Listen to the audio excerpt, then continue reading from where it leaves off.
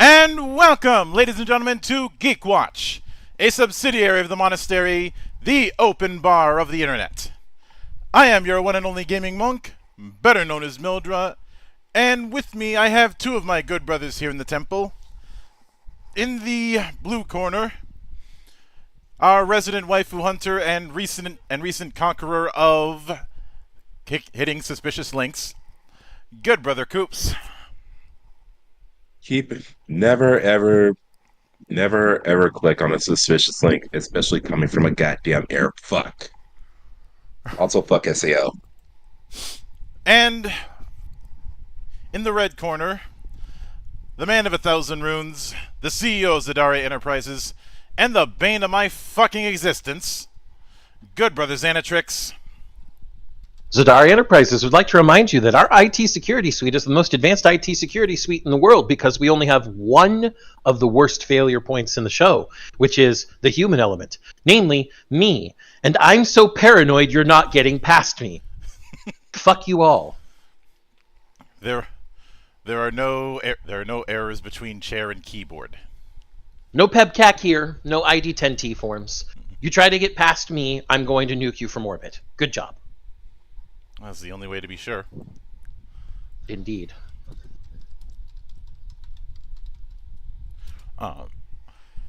So, some of you may recall in the early days of this series, in like I say the first dozen episodes. Pretty sure. In fact, let me check. Yeah, it was July 20th, 2020, a year that will live in infamy. We decided to do a whole episode talking about the console RPG scene of the PS1 era. Other than FF7 because just FF as a whole because everybody's going to be talking about that. Low-hanging fruit and all. Everybody talking about Final Fantasy as if it's one of the best RPG series ever? Color me a surprised Pikachu face. The point is, it's all about variety in the temple, and focusing on just the low-hanging fruit doesn't really fit that goal.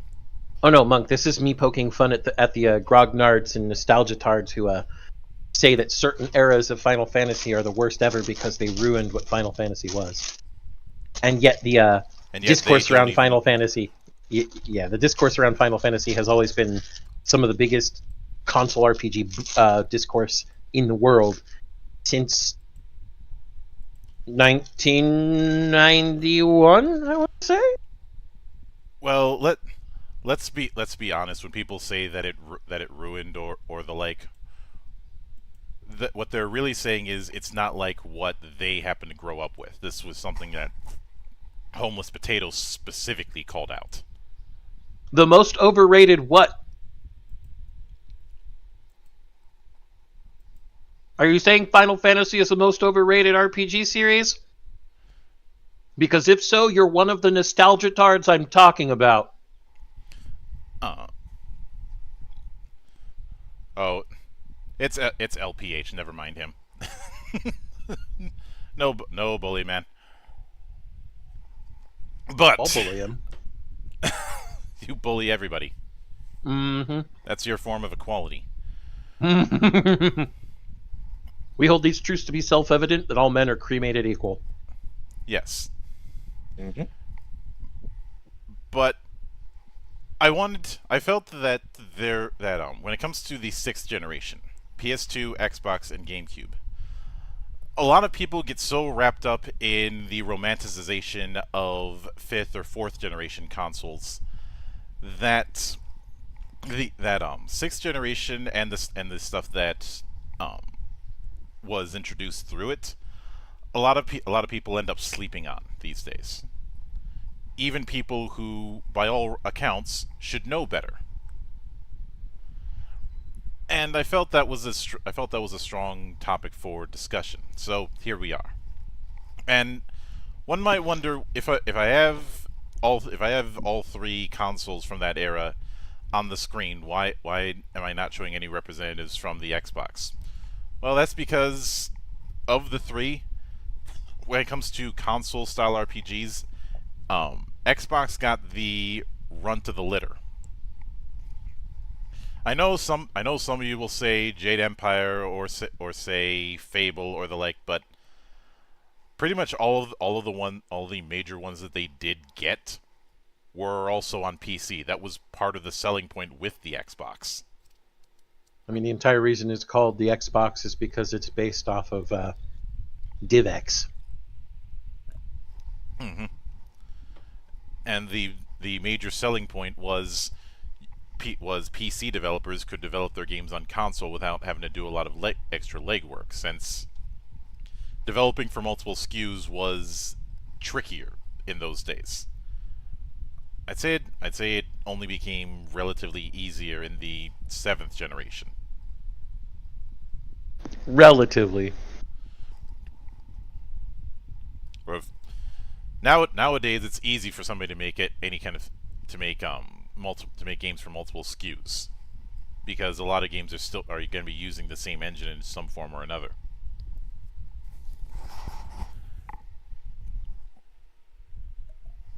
That, and with some games, like say the Switch, it's stupid easy to get a dev kit. Right. But like Knights of the Old Republic, even though it was built for Xboxes, was also on PC, and the better version was on PC. Jade Empire, same thing. Fable. If I'm being honest, Fable deserves its own episode just so I can roast the shit out of Peter Molyneux. That'd be Lionhead Studios in general, then. Mm-hmm. And Sudeki. Probably only weirdos like you and me, Zan, know what the hell Sudeki is. And I know somebody might bring up Forgotten Realms, Demon Stone, or Lord of the Rings: The Third Age. Those were multi-plat games. So, yeah, Xbox kind of... And I can hear somebody way in the back talking about Enclave. That was also multi-plat. So, so talk of Xbox when it comes to RPGs is going to be slim. Not to mention, because of the fact that the Xbox was basically made to be easy for PC devs to develop for, most of the RPGs it got outside of the few console styles were actually PC style RPGs. Yeah. And I know we've talked about this in the past, but I do need to, for those who are relatively new to this, I think I need to explain the differences between the terms console style and PC style. Some of you are probably more familiar with the terms JRPG and WRPG, especially if you grew up with some of the hit pieces around the 7th generation. Or Phil Fish.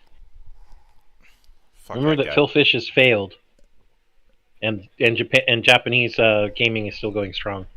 So who won in the end there, really?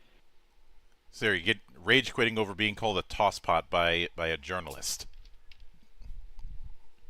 And stealing all the money for his second game. Which makes the fact that he kept using Andy Kaufman on his avatar on Twitter all the more ironic. Although Andy Kaufman wasn't that kind of con, he was just the guy who fooled them all. Mm-hmm. Also, you're coming in a little bit different, Zan. Were you using a different mic or something? Nope, same mic.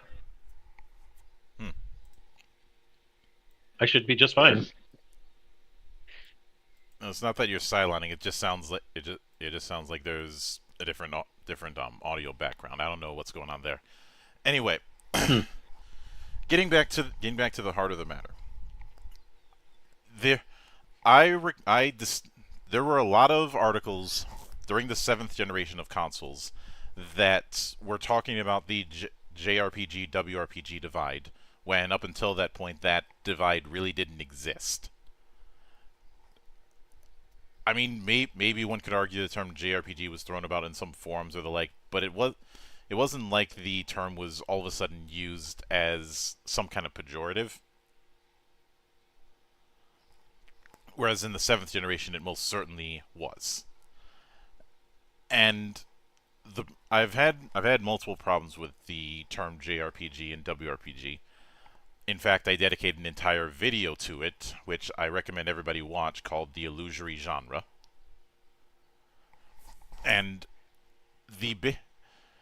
if I were to actually, I think I should let you be the evangelist when it comes to the issue on it, because you and I have had that same issue for the longest time, and why we use the term console style instead. So there's a very big difference between console style and PC style RPGs, beyond what is graphically different, I guess, because there was a tendency for console style RPGs to be much more inundated with the pixel style graphics due to the limitation of hardware. And that's actually what caused the console style RPGs to play so differently in the first place compared to PC RPGs. PC RPGs tend to have a bigger focus on a customized character and freedom of, for lack of a better term, freedom of pathing, because there's still an end state in most PC style RPGs. It's just that those PC style RPGs tend to have many different ways of getting places that are fairly open-ended, and because your character is usually a self-insert or a blank slate, your gameplay tends to be fairly open-ended as well. Whereas because of the hardware differences, console-style RPGs had to focus. And when they focused, lots of things that have been experienced in PC-style RPGs were narrowed or removed entirely, such as characters usually aren't blank slates anymore. Usually they are focused classes, or focused, or even they're actual fully defined characters with backgrounds, names, etc., that are coming together to be a team to go complete a goal. And the path to the goal is usually more narrow as well. There is some exploration, there are side quests and such. Nobody would deny that. But the sheer open-ended nature of PC-style RPGs wasn't there anymore. And the big gameplay loop that we describe as the defining feature of what the first console-style RPGs were like was a gameplay loop pioneered by Dragon Quest, where, in general, you would go to a town to prepare for whatever lies ahead, getting supplies, resting up, etc. You would then go through the field to get to your goal, and while going through the field, you're obviously going to have random encounters that help you strengthen your party on the way there. And then at the end point of the field, is wherever your goal is some sort of dungeon, whether that's an actual dungeon or something else is irrelevant. It's just the descriptor. That place was a test of the skills you had built so far and the preparations you had made. And then the cycle would repeat. After you came out of the dungeon and completed whatever goal you had there, you would then usually be right next to a town or very nearby another town, the next town in the chain, and use that to prepare for the next set of obstacles ahead. Now, this was obviously played with and subverted and changed, and there have been countless variations of it throughout history until even console-style RPGs became a lot more open in the ways you could approach problems. But there's still a tighter focus in console-style RPGs even to this day. For example, while we were just talking about this in the pre-show, while Tales of Arise is definitely a very open game, you can do a lot of exploration and a lot of different things. There's a lot of customization with your characters, and there's a lot of ways to set up your party. The game is still very focused. The characters are not characters you can just build open-endedly. They're all very defined, and they all have their own very skilled niches within that definition. And while the exploration is very open, there's still a goal that you're pointed towards that's a lot more focused, that you're going to complete in a very specific fashion. That's not to say that it is bad, because it isn't. Tales of Arise is amazing. But the formula, that focused formula from the early days of gaming, is still there. The DNA is still present. The skeleton still exists. Mm-hmm. Because I know you're gonna make. I have to make the remark because it is still somewhat true. No matter how much if you're left-handed, no matter how much you train, Zan, don't. At the end, you're not gonna be able to make yourself be right-handed. And if I were to use a game design example of this DNA concept, look at the original Devil May Cry. Devil May Cry in its early days was one of the numerous attempts to do a follow-up to Resident Evil, but ended up evolving into its own thing with time. However, a lot of the DNA from early Resident Evil is still present. Whether it be the castle, whether it be the numerous keys you've got to go around, the backtracking, all of that stuff is still the mostly fixed camera. Mostly fixed camera, and the escape the place before it goes tits up. And one could argue escaping into the dawn or into the day. All of that is still there. Oh, and let's not forget Resident Evil level voice acting. I should have been the one to fill your dark soul with light! Yes. That it the point is that and while some of that stuff would get dialed back with time, the DNA never truly left. And the fact that the same engine for 7 and 8, the RE engine, was used with Devil May Cry 5 shows that you can't fully escape that. The RE engine is used in Monster Hunter games around the same time too, and that makes sense because the engine it was previously built on was an engine that could run on toasters, and they wanted to try and keep that potential breadth of systems that it could be run on. Mm-hmm. Now, in that same vein, that trinity of town, field, dungeon, even with games that emphasize or de-emphasize certain aspects of it, is still there. And it's a style that was built for consoles, and even now, I have a hard time seeing someone play, say, Tales of Arise on a mouse and keyboard.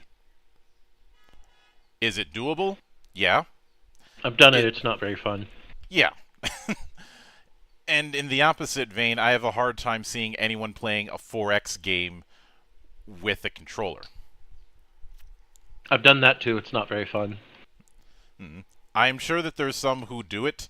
I'm also sure that they're in the minority. And if I want to use the ultimate example, can you see anybody playing a fighting game using mouse and keyboard? Oh. I tried using the keyboard when I was playing Skullgirls at the time. It was not fun. No. Although, Coops, I think all three of us would be the type to try and play the worst songs possible on Big Band just to flex on someone. Oh, best believe I tried. I mean, Big Ben was one of my mains. It's not easy to do, but I can't remember which Evo it was, but somebody did that where they played Happy Birthday to You just before finishing. Oh, I remember that shit. I remember that. I think the same thing happened with Wooly, and he put up a VOD of it simply called "Wooly is banned from Skullgirls." Because immediately after that, he stopped streaming. He stopped the feed, and he's like, Hey, you guys want to play Them's Fighting Nerds? That was a time, man. Damn, that was a time. But like I said, with there were certainly quite a few RPGs during the PS1 era. The PS2 era, things kind of exploded, just all over the place when it came to the combination of that and the rapid arms race that was going on when it came to anime. Because you had like 3 different companies that were licensing pretty much anything they could get their hands on. Between ADV, um, Pioneer, later rebranded as Genion, and and Bandai.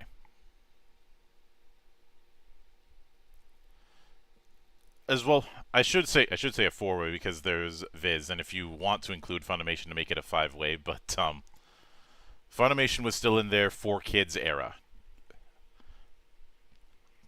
Yep. And the less said about Al Khan, the better.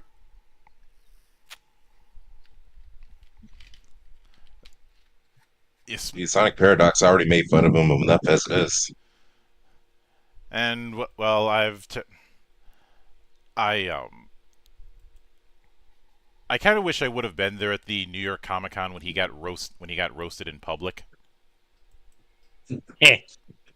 Because for context, he said kids don't read while he was at a panel where there were members of the Public Library Association.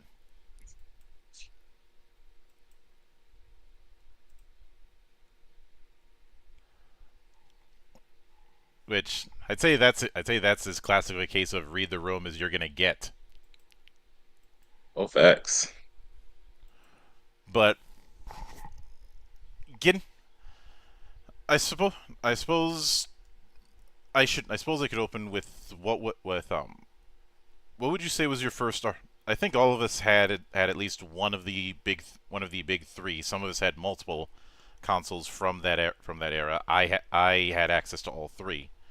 But what would you say was your first RPG from this generation?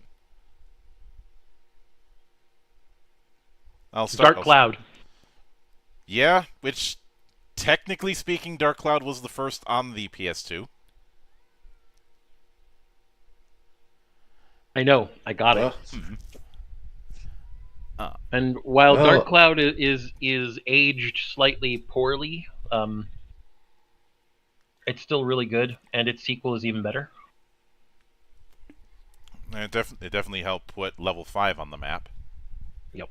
Is I think they were doing helper stuff before then, but that was their first breakout. Uh, it wouldn't be their magnum opus on that generation. That still goes to Rogue Galaxy.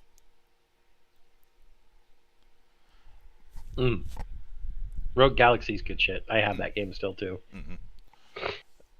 And as when it comes to it aging not as well, I'm guessing you're referring to the whole weapon durability and thirst thing. Yeah, I understand why it was there, and it was an interesting way to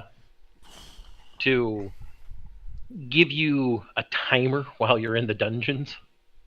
I certainly had issues with it because of the fact that I wanted to continue with the story as well. But you have to, you have to. I think my favorite part of what probably my favorite part of Dark Cloud was? It What? reminded me of ActRaiser because of the city building part. I could certainly see that, and I wouldn't be surprised if ActRaiser was an influence. And well, going full circles, a few years ago we got ActRaiser Renaissance. That's such a good fucking remake. Anybody who hasn't, buy ActRaiser Renaissance. It's super goddamn good. There was also Soul Seraph. Mm-hmm. But the like when I actually was first playing Dark Cloud and having the issue with the whole thirst and weapon durability stuff, and I was like, I was afraid to use any of the cool new weapons I bought because I didn't want or found. I mean, because I didn't want them to break. And weapon powder is expensive in early game. Sure, it's a joke later game, but early game it's fucking expensive. So I was constantly using the base daggers, since even if they break, you just get to repair them pretty easily. But when I thought of the whole thing as, hey, I'm going into the dungeon, getting a few things for the village, coming back out over and over, it became a virtuous cycle. And it started to fuel this whole, okay, I got some new stuff through the Atlamilla, and I got a few new pieces for outside. What do I got now? And I'd go out, and sometimes it'd be things like trees and paths, and you'd be like, I'm going to save those until I learn all the demands from all the people so that I can set up the village in the best way possible. Because there were rewards for that, too. That was the best fucking part. Mm-hmm. But it also taught me to be judicious in weapon use in a different way, such as I could use the base weapons for most encounters in the dungeon. It wasn't that bad. But, you know, for those encounters where I might have been a little weaker, I pulled out the big stuff and used it and then pushed it back. And when it got close to being breaking point, I would use it for weapon fusion. And that actually, I guess, was probably the intended way you were supposed to play the game. I'm not sure. But it definitely suited the way I played the game. And then, of course, when I made the comparison to ActRaiser all the way back then, I was like, oh yeah, this makes total sense. And the game really, really grew on me. Yeah. And for me, I could be a smartass and say the bouncer. Even the bouncer was pretty good. Even though I can't count that as a RPG. I probably have to say Dark Cloud, but in lieu of going with something different, I will bring up that my first RPG entry when it came to the GameCube was Lost Kingdoms, and both Lost Kingdoms 1 and 2 I think scratched an itch that I haven't seen a whole lot of games tackle since. That being doing an action RPG that is largely dependent on cards. In fact, the only other GameCube one that did that was Baten Kaitos. We love Baten Kaitos around here. Oh yeah, that's a good one. And as a general rule, I do think card mechanics in RPGs is something that is not fully utilized. I know some people will say that that say Kingdom Hearts Chain of Memories is an argument as far as why you shouldn't, but I don't think a questionable or bad implementation necessarily means that the idea is without merit. I don't even think it was a questionable or bad implementation. I just think people didn't get it. It was a super good implementation when I played.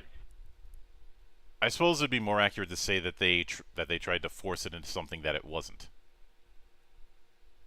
I can see that, but I would actually consider Chain of Memories to be one of the earliest deck building systems, deck building RPG games, that's deck building RPGs ever. We've seen deck building RPGs evolve over time. They're actually pretty common in many places. You see them all over Steam and everywhere else. But I would say Chain of Memories is absolutely one of the earliest, and while it isn't as refined as what we have now, it also doesn't have the history of what we have now. And what it did at the time was really good. Mm-hmm. Yeah.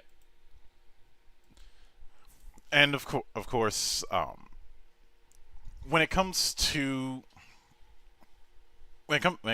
card use, part of the reason Lost Kingdoms was stood out to me is due to the fact that you had to build your particular deck. You had different types of cards. It was the closest something I've tooled around with what was whether or not it'd be an interesting idea to do um, a action RPG themed around Magic the Gathering, which we kind of got with Magic Legends, but that never released past its beta.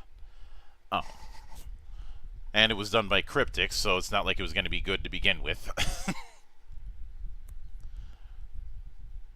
I swear, Cryptic had one good game, and they haven't been able to do anything that good since. It's an unfortunate failing. And they've certainly tried to do for what it's worth. Cryptic had a lot of the old City of Heroes devs. When they moved to Perfect World, they thought, "Hey, we'll try and do what we did before with Champions." Champions didn't stick the landing. Then they tried doing a 4E styled MMO with Neverwinter. Also didn't stick the landing, although its PC version had a custom dungeon maker, amusingly. Then they tried again with Star Trek Online, and the only reason that's still alive is because of the whales.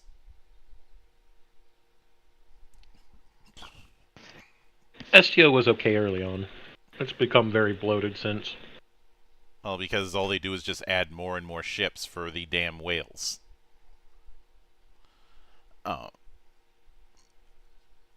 And with Magic Legends, it's like I said, it didn't get past beta, and I do think the idea had some merit. And well, I remember playing Magic Battlegrounds, and that was close, but that's a whole other thing. Just never get that game on PC.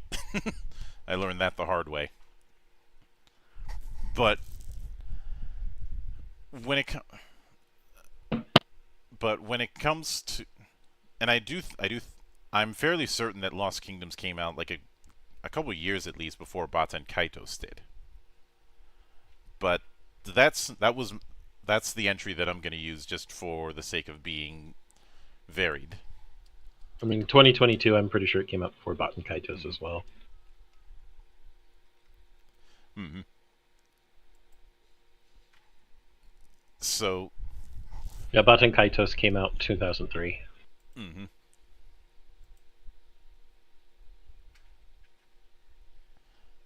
And with the...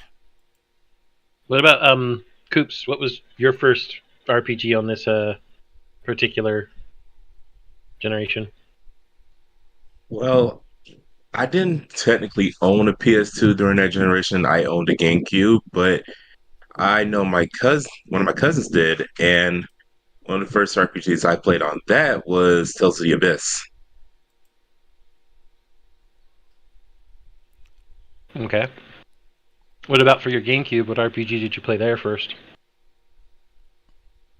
I played Tales of Symphonia first, and then I also played Paper Mario: The Thousand Year Door.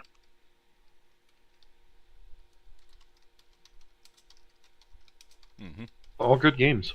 Yeah, and obviously Thousand Year Door is probably gonna go down as the best of Paper Mario because, well, everything afterwards, Nintendo seemed to have this idea that we have to do some sort of gimmick bullshit. Well, no, Super Paper Mario was really good as well. Yeah, it had the best. I would say it had the best story out of the first three. Yeah, it's just, but I look at Super Paper Mario as as a canary in the coal mine because its big gimmick was the whole 2D 3D hybrid. And the Paper Mario games afterwards, there seemed to be this idea that you have to have some sort of special gimmick, otherwise nobody's gonna buy it. I mean, with Sticker Star, you had these stickers, and everybody hated it. With Color Splash, you had several problems. But it was better than Sticker Star. That doesn't say much, but still. I'd bring up um, the princess analogy, but I've done that way too many times. And then there was Origami King that was like, what the fuck? But but that's why I say that Super Paper Mario was a case where the wrong lessons were learned. Because the reason Right. people I'd say the biggest reason people like Super Mario was the story that it told. The ending still makes me cry to this day. But the lesson that I guess they thought was, well, people like when we put in a gimmick, so let's try other gimmicks.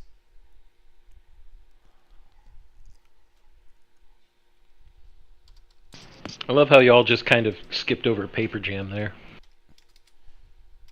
Does that even count? It's a Oh, Paper well, Mario it's game. Mario, but it's mostly Mario and Luigi, though. But it's not part of the Mario and Luigi RPGs. It's not the paper made by Alpha Dream. Mm-hmm. There. And on that note, F's in chat for Alpha Dream. Yeah. Yes. Even though Paper Mario Dream Team, or I mean the Mario and Luigi Dream Team was super fucking good. Right. Mm-hmm. You know that does bring a hold on, Monk. Let me do a check here, for real quick.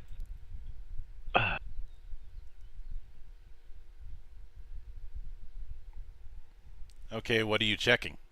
I am checking the 6th console generation for yeah, okay. So 6th console generation would include the GBA then, wouldn't it? Yeah, I just didn't put it on the I just didn't have it put on the splash screen because that would have been too many things. Do you want to know what the other handhelds for the 6th generation were? The Nokia N-Gage and the Wonder Swan. There were some good things that came out of the Wonder Swan that would eventually get ported. Yeah, like all of the Super Robot War games that were on Wonder Swan. On the other hand,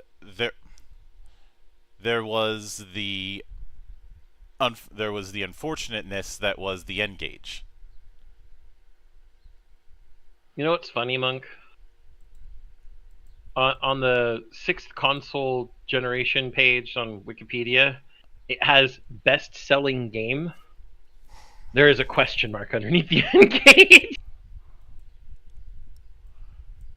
Yeah, because nothing sold on the thing. And for whatever reason, Simbeta thought that doing riffs on that system would be his ticket to the big time. I love the fact that the N-Gage was $300 fucking dollars, and the Game Boy Advance was $100. It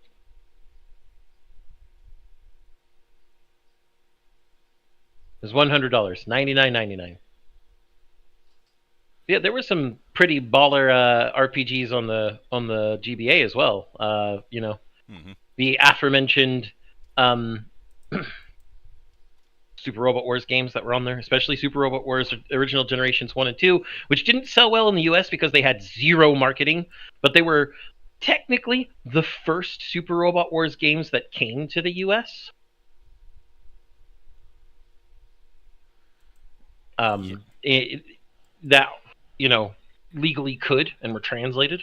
Mm-hmm. I mean, for the longest time, we thought that Super Robot Wars wouldn't come stateside because the licensing would be such a nightmare.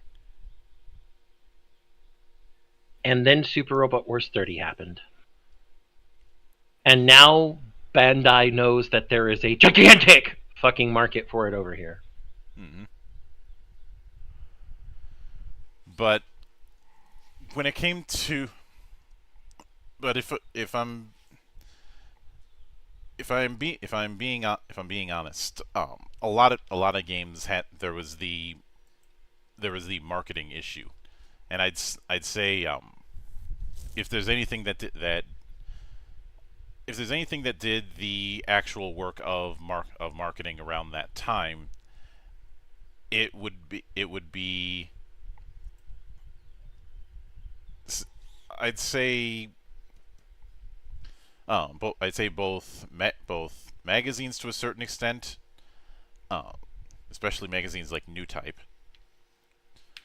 which I'm tempted to do an episode on New Type, but I'd have to do a bunch of digging for the missing issues of New Type USA that I don't have, so I'm not doing that anytime soon.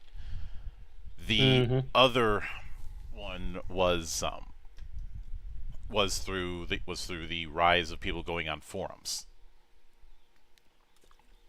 You know, with more and more people having access to higher speeds of internet, and the death of those AOL discs, you know the ones.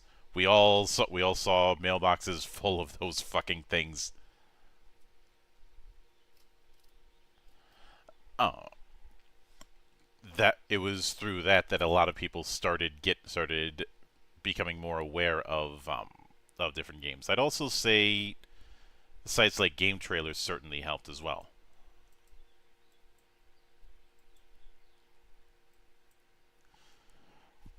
But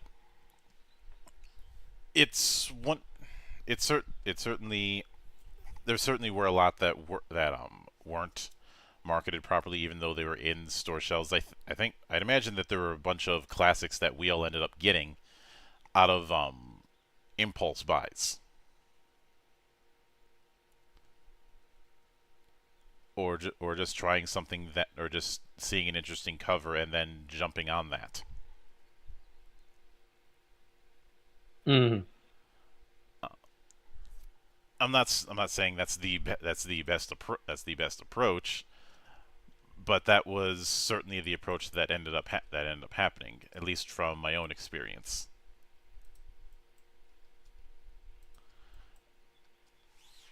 And I would say I will say that that band that you did have some questionable translation at the time. Though I look at a lot of that as a consequence of they were using anybody that they could get their hands on. They weren't really picky about quality.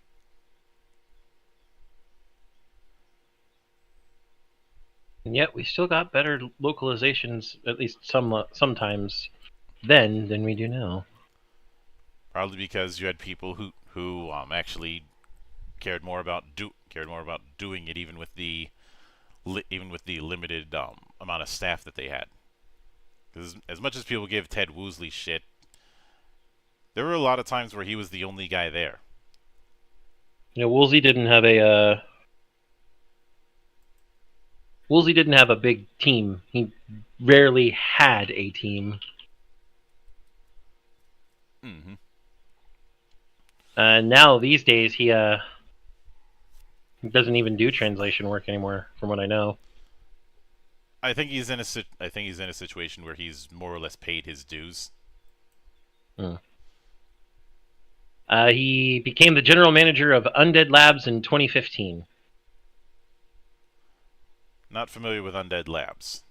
State of Decay games. Ah, that explains why I haven't played State of Decay. I think I have one of the games that I got as a freebie, and that's it. No, the big thing is that Undead Labs is a subsidiary of Xbox Game Studios, so it's technically first-party Microsoft. Until Microsoft decides to shut it down to make way for more Game Pass stuff. I mean, I don't think that's going to happen, but that's just me. Well, they're not exactly known for smart decisions lately, but getting back to things. Uh, I do remember one stupid debate that was happening around that time, and it's a debate I somewhat see nowadays, and that is whether it's better to do turn-based or real-time. Uh, I do remember seeing that debate around that time because you had some franchises that shifted into more action-based affairs. Or some developers that people didn't understand why they were going action based, such as Square with Kingdom Hearts. Mm-hmm. And I think there was this mindset around the time that going action based just turns games into a button masher. Which was stupid. Oh, it was stupid, but that was the argument that was being made. Oh, I know. And I do think that part of the reason that argument was being made is, again, you had a lot of people who got their start through strictly turn-based affairs and thought this is the norm. So when something broke out of the norm, they didn't know how to handle it. You even see that kind of thing to this day when I see D&D refugees trying to play other games, but still trying to play it like D&D because that's all they know. Gonna have to adapt. Improvise, adapt, overcome. Yep. Yep. No, I'm not drinking my own piss. I'm not Bear. None of us are Bear Grylls. None of us want to be Bear Grylls. Yeah. That man can go ahead and continue to drink his own urine for his own benefit. We don't give a shit. Yep. But there was also the claim of turn-based being more strategic, which even to this day I see as nothing but a cope.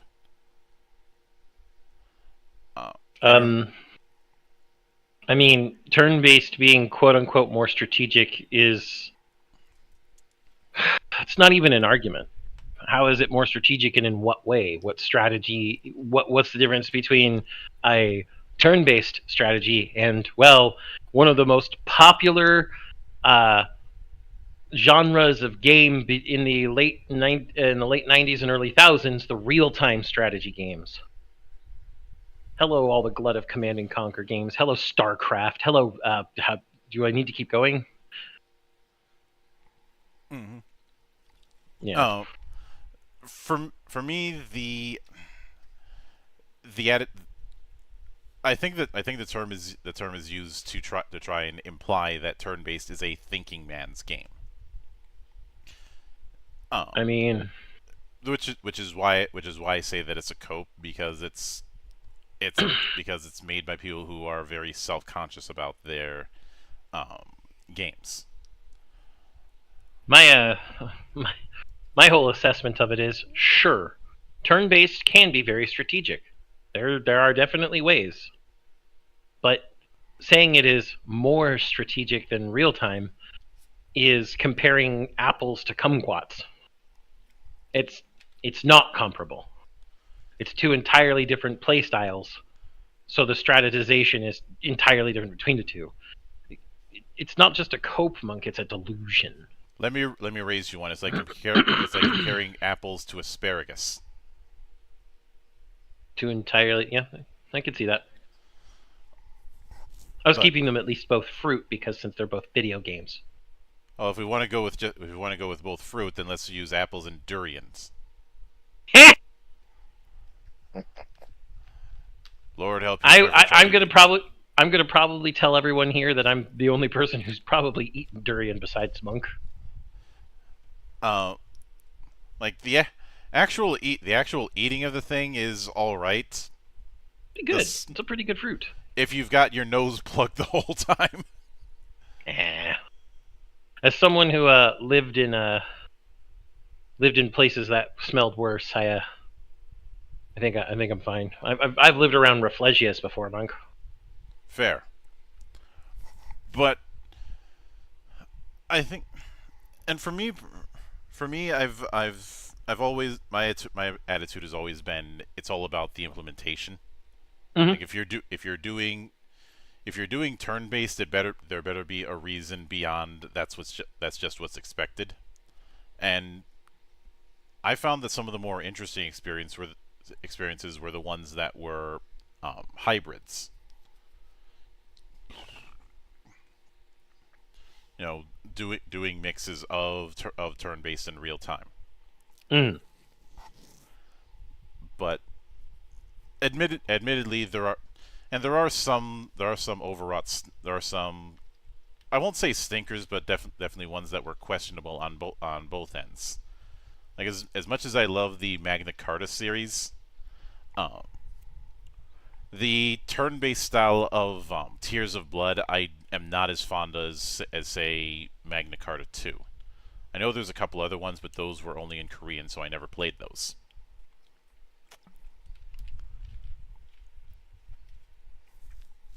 Oh, I mean, did you ever play Tears of Blood? I didn't. I did. I I played did. I played Magna Carta 1 and 2. Tears of Blood was 1. Oh, well then I guess I did. Mm-hmm. I didn't know that its subtitle was Tears of Blood. In some regions it was. Huh. The but the Played them a long time ago though, so yeah. don't ask me to remember anything. Well, I remember very vividly on it, and there were the whole doing a somewhat rhythm game for your attacks was cute. If even if it was a little repetitive to do that with every attack, but the big problem that I remember having was the whole drawing upon the different cheese based on the I Ching. I get what it was trying to do, but because of the way everything was set up, the whole game felt kind of restrictive. I mean, that whole thing of essentially 8 different forms of MP only really works when you have characters that have a variety of ways to use those different sources. And early on, like half of them didn't get used. And I see John Douglas showing up. Hey there, John. One of these days, you and I have to collab on something. I mean, we didn't really make it a secret. I kind of spread it around everywhere like I usually do. Yeah, that is definitely the case. But one of I will admit that with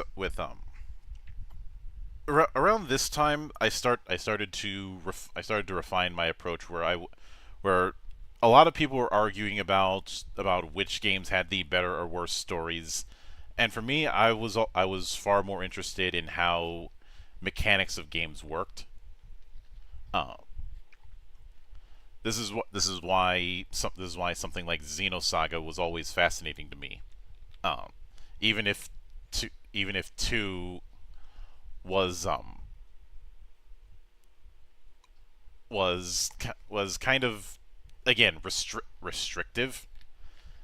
And when I say restrictive, I don't mean that it had too few of a I don't want a list of options, but it had more to do with the fact that the ideal options were a bit repetitive. Um,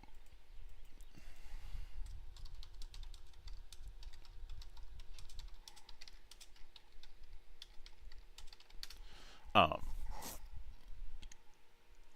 the now the other thing that I do recall not quite working to some, and it's been a bit divisive, was say Dragon Quarter when it came to Breath of Fire. It's been a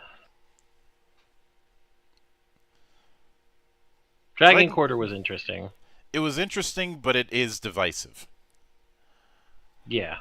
Um, it was a case where people I think people wanted something like 4, and that's not what Dragon Quarter was intended to be. I think that referring to it as Dragon Quarter implying 4, and it having the subtitle Breath of Fire 5, that was all a bad idea. Well, it's called Dragon Quarter because of the Bloodline thing. Yeah, that it was, but I remember some titles of it having Breath of Fire 5 on it, and do you remember when we did the episode on Rogue Agent? Mm-hmm. and how the director of that was very much against the marketing team putting the name GoldenEye on that, Yep. and afterwards ended up quitting out of frustration. It's kind of the same principle there. I think if it was treated as as a side project, that may have worked out better. But because of the fact that the focus was more on the newer franchises that Capcom was making at the time, especially with um, that big five project, half of which didn't come to pass. Uh, something like Breath of Fire wasn't going to be a focus. I do think that a PC port of it now would actually do better.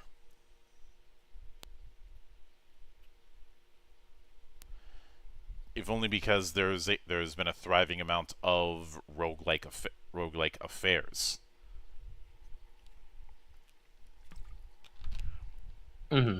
I'm not going to say it would do gangbusters or something like that, but I think people would be a little bit more receptive to it now when you've had stuff like Darkest Dungeon and Hades and the like.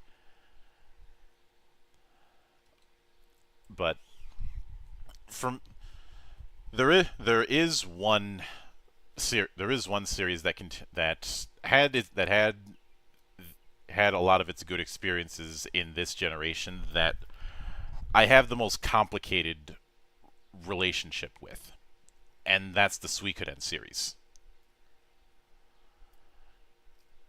Which I know a lot of people would be like, Why would you have a complicated relation with Suikoden?" Ultimately, it comes down to one thing: I don't like Vancian magic. I do. I have never. My experiences with D&D, I've never been fond of that spell charge approach. I was never, and I was, and I've never been fond of it in video games either. In fact, in video games, it's arguably worse.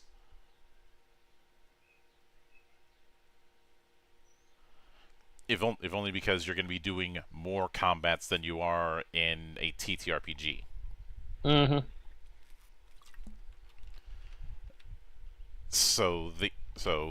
That means more opportunities to use it, and if the main way you get it back is through taking a rest, it it means that people are going to be far more conservative with it.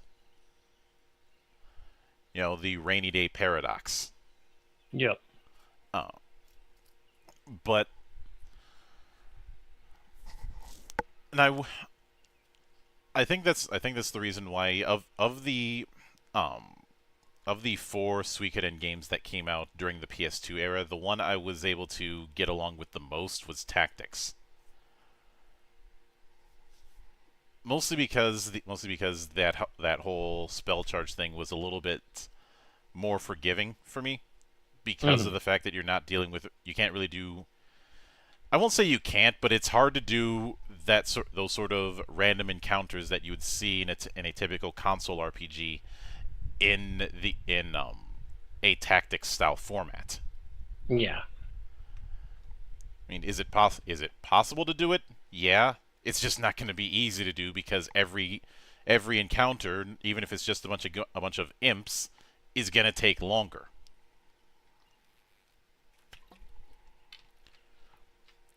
So it's something you can't really do, even if you can do grinding in those kind of games. Because Lord knows I did that a lot with Tactics Advance when the law bullshit wasn't getting in my way.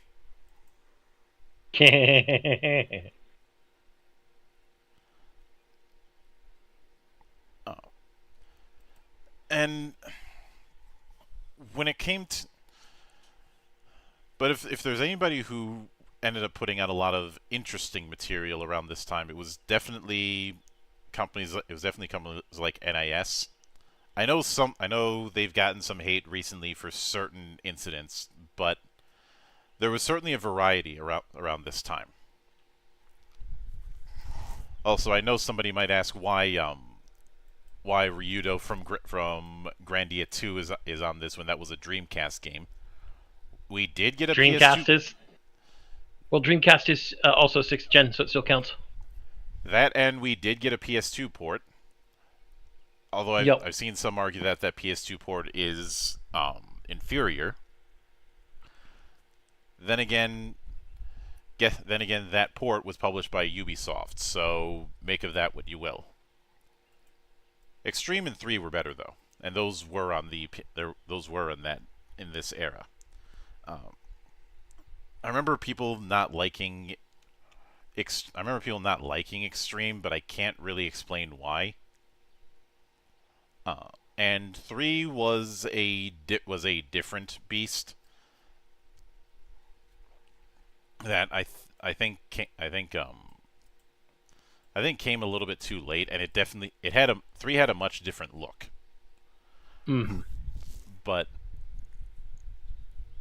getting when I mentioned Xenosaga earlier, I will note that a while back when I attempted to do a reconstruction of the mechanics within Xenosaga, because 1, 2, and 3 were, despite the games wanting to be episodic, were so different from each other mechanically. And 3 was the most traditional of them. 2, as I said, was I could see what they were trying to do, but it was a little bit restrictive. And if I'm being honest, it felt like a poor man's version of what Legaia was doing around that time. 1 was definitely the most interesting. And I'm not slagging 3 the way 3 worked mechanics wise. It's just that it was the most safe. That's the best way for me to describe it. Mm-hmm. And John brings up Grandia 3.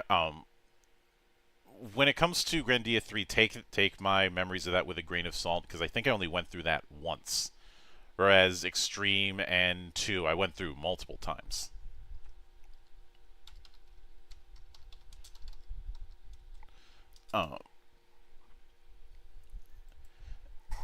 And although when it came to Suikoden, I will note of the ones that were being done around that time, 5 was the best.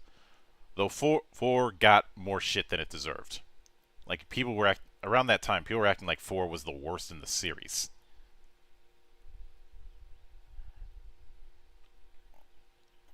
It was certainly different, but calling it the worst, I don't know about that.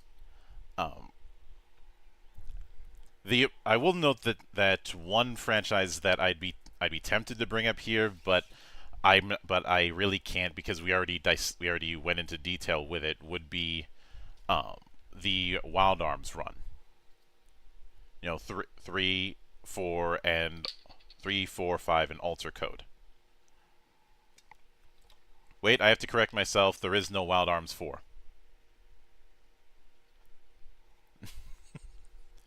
But that's something that we tackled quite a while ago. Indeed. Mm-hmm. And yeah, John brings up that Suikoden used copies were like over $102,000 money. Yeah, a lot of I'm actually I know that it's easy to get on games that that do not have that about the whole port issue that seems to be going on these days. But there's still a lot of games that I'd like to see get ports or get decent emulation. Especially the case with old PC games for reasons I've talked about in the past, but even more so that people could play classics without the risk of breaking the damn bank. I know there's a lot of talk of support the official release, but it's hard, but when you have to spend a king's ransom in order to get some of those entries legit. Can you really make that argument? As much as I like say Suikoden 2, I'm also not going to try and justify someone spending out the ass to get it. I've never been a fan of the collector's market causing all the upmarking on prices for, well, anything ever. It's at the best of times, it's people trying to show their passion for thing, but most of the time, it's scalpers. Mm-hmm. Scalpers and a lot of the speculators, like the leftover remnants of that speculator bubble when it came to comics back in the 90s. Though it before we went live, I talked about how I wasn't fond of certain games' time limits, and I remember that around this time there was Valkyrie Profile 2, which I enjoyed, but I also felt that they stuck way too close to that 4-class rule when it came to the Einherjar.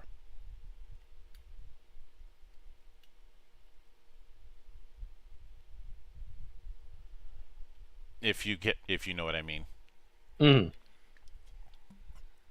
Like, now, yeah, the Einherjar in the original Valkyrie Profile were all over the place, but I think having the Einherjar be one of 4 classes, aside from unique characters notwithstanding, I think was a mistake.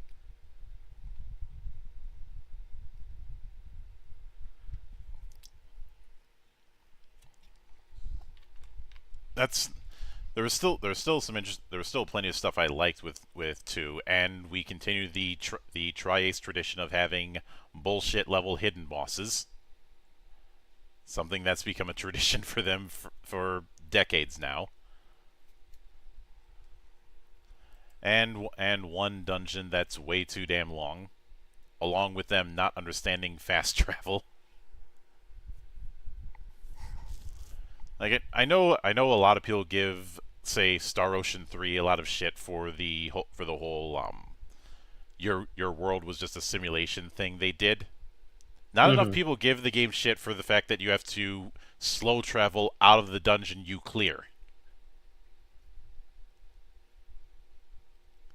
I mean, to be fair, in older console-style RPGs, you had to slow travel out of all of the dungeons you cleared as well. By this point, there were plenty of games that had warp back to the entrance spells or items or effects. Yes. Yes. Trace clearly did not give a fuck. Well, I think we've established that on some level, Tri-Ace hates everyone. Oh, absolutely. Trace is devoted to making everything harder for everybody because they like to see everyone suffer. Mm-hmm. And yet they make good games, so clearly it appeals to someone, including us. I've spoken in the past about what I call evil design. Trace is at the top of that. Now, I know some people will say, wouldn't evil design be like microtransactions and shit? No. Evil design is when you know you're making things ridiculously hard or unforgiving or the like, and doing it anyways. Like, the original Descent is an example of evil design. I mean, yeah, one can argue nobody knew how to balance something so new, but then you have stuff like Blood on higher difficulties, or and no, I'm not putting Dark Souls in the category of evil design. I know a lot of people would. I'm not. Also, hello there, Riona. I see you in the chat. Welcome to the shit show. Um, but I'd say if there's one series that certainly had its breakout during this era, it was um it was Mega 10. Not just through Persona, but the stuff that came before that, especially Nocturne, I can see that. and especially the Digital Devil Saga duology, which I would honestly pay good money to see that get even just a half-assed PC port, because I feel like that and Devil Summoner have gone by the wayside over the years.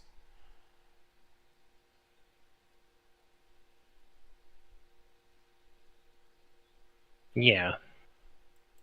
Um, I I would have to say that Mega 10 and its spin-offs are still more niche compared to the Persona spin-off. Mm-hmm. Like Persona became super mainstream super fast. And I really would say it's Persona 4 that did that. Persona 3 Fez Edition may have done some good there, but I still remember seeing Persona 3 being uh, pretty niche back in the PS2 era. Mm-hmm. Persona 4 was when I started hearing about Persona and Mega 10 everywhere. Yeah. And I was like, guys, I've been talking about this since like 97. What are you all on? Because I played the SNES Mega 10 games. And those games are unforgiving. It was real funny when I saw a journalist pick up Mega 10 4 and complain about how hard the game was, and I'm sitting here going, first time? No, it made me laugh because I'm like, Mega 10 4? Hard? Are you kidding? There's godsend mechanics in Mega 10 4. And try playing Mega 10 2. I still hope that we get a fan translation of If, because that's the white whale of the series at this point. Of If? Yeah. Mm-hmm. Riona has another point. Laughs in Devil Summoner dungeons. and actual, the Mega 10 series is another example of the history thing that I've mentioned before, because I have to remind people of this, because there's still some dumbasses who believe that story that Extra Credits tried to foster off on people years ago, that that console RPGs were descended from visual novels. So Monk, just to let you know, a Mega 10 If translation was completed in October 2018 by Aeon Genesis. I'll have to look at that later. It's on the normal site. Mm-hmm. But I will note that since we've talked about one series coming back from its original creators, I suppose I'd be remiss if I didn't bring up Shadow Hearts, since, well, it had the bulk of its run during the PS2 era. Yeah, Shadow Hearts is an unsung series. Covenant was really good. It just had the misfortune of being associated with Midway during this era, where Midway was not doing well at all, and they were throwing everything at the wall to try and find something that stuck. Mm-hmm. Even though this was probably in my opinion, the best run of Mortal Kombat. We also have to point out that Shadow Hearts technically has a game in the Shadow Hearts universe that doesn't have the Shadow Hearts name. Yeah, I believe Kodelka. that was I forget the name of it, but it was on the PS1. Yeah, Kodelka. Mm-hmm. Following Kodelka Yasantis, she uncovers a supernatural mystery in a haunted manor. And of course, from the New World, a lot of people really didn't like, because I guess they didn't like the lighter tone of things. But given the time frame that From the New World was going for, that was gonna be inevitable. I mean, it was trying to do the Roaring 1920s. Mm-hmm. And even with that, it w- it wasn't really considered to be Shadow Hearts 3. It was always meant to be a spin-off. Yeah. But although there and while plenty of series that got their start in the PS1 were able to get a lot more stuff in the PS2 era, there is one franchise that the opposite kind of happened. Where it's, aside from Breath of Fire, where its PS2 run is less remembered. And that was Arc the Lad. Although you know what's funny about Arc the Lad? I remember reading magazine snippets about it when the first few games were coming out, and it being referred to as the Final Fantasy of the PlayStation.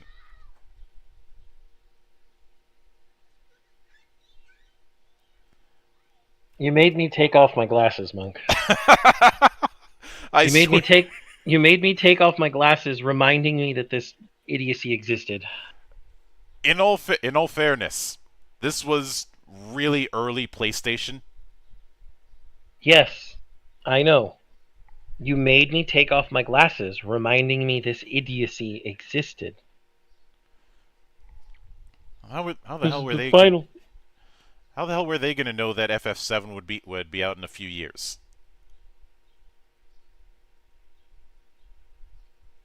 Be- because Square was still really.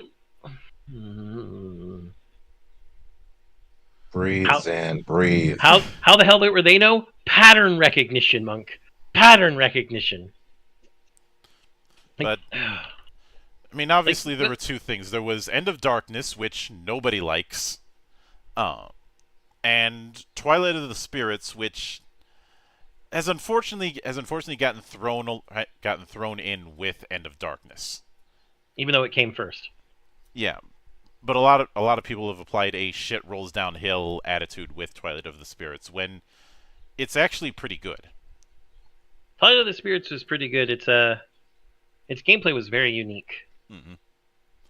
Uh, I know some were asking to follow up on 3, but if I'm being honest, that wouldn't have really worked. Just because that's not how that series worked.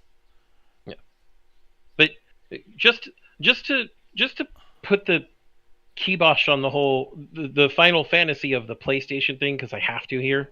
I would like to note that Arc the Lad, the original, released in '95, and Square in 1995 released Front Mission, Chrono Trigger, Seiken Densetsu 3, Secret of Evermore, and Romancing Saga 3.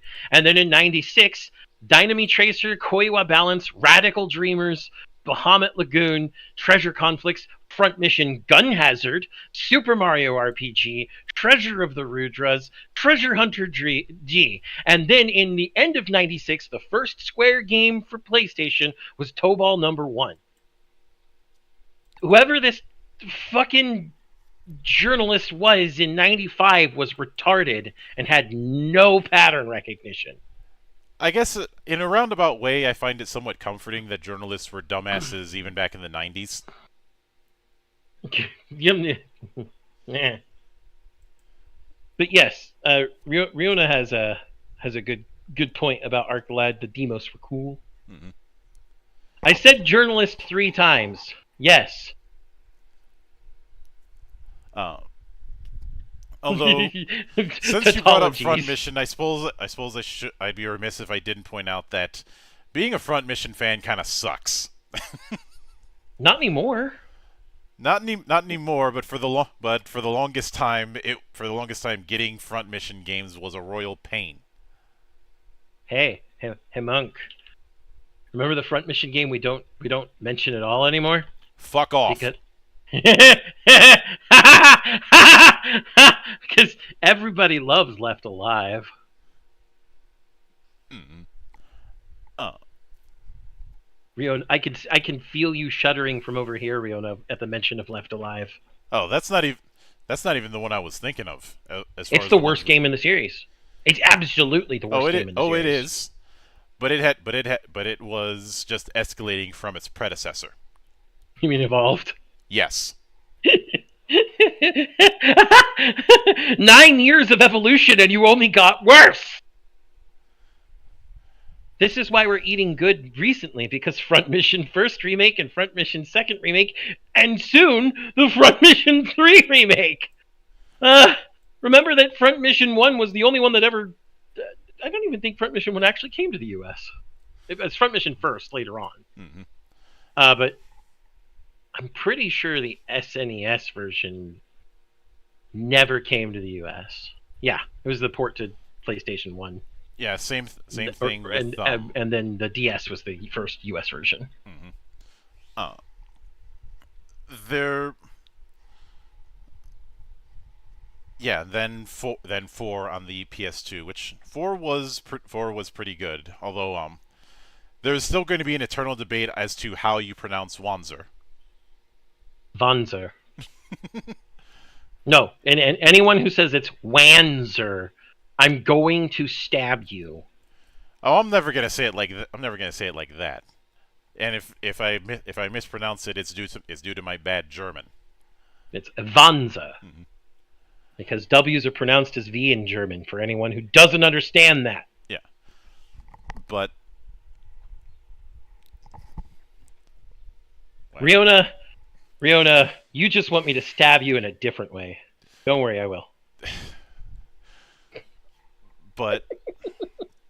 there were some interesting ones. And obviously another franchise that has kind of gotten the shaft off and on over the years was the Unlimited series, and that includes Unlimited Saga. Mm-hmm. Oh, the Saga series, you mean? Yeah. Saga has had a weird history. Then again, the Saga series as a whole are kind of weird in general. The Saga series, I have a feeling like it doesn't know what to do. It like Romancing Saga very much had a clear set of what it was doing. Final Fantasy technically.